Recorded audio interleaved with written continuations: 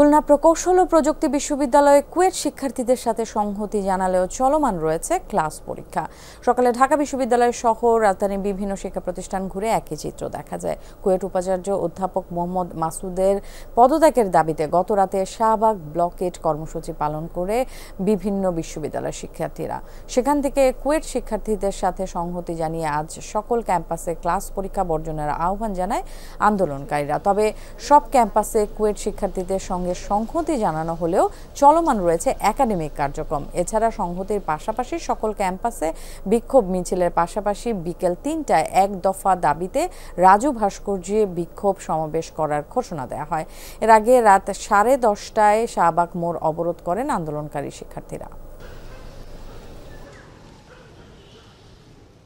আন্দোলন হচ্ছে, এটা নিয়ে সংহতি প্রকাশ করা হয়েছে কুয়েটের স্টুডেন্টদের সাথে, কিন্তু এখনো পর্যন্ত আমাদের ক্লাস বা পরীক্ষা বর্জন এরকম কোনো সুনির্দিষ্ট কোনো আমরা পাইনি। এরকম কিছু জানানো হয়নি যে ক্লাস পরীক্ষা বর্জন করা হবে বা আমাদের এফবিএস এর কোনো ডিপার্টমেন্টে এখন এরকম সমন্বিত সিদ্ধান্ত হয়নি। সম্পূর্ণ কেন্দ্রীয়ভাবে বা সমন্বিতভাবে সব ডিপার্টমেন্টে ক্লাস পরীক্ষা বন্ধ হয়েছে বলে মনে হয় না।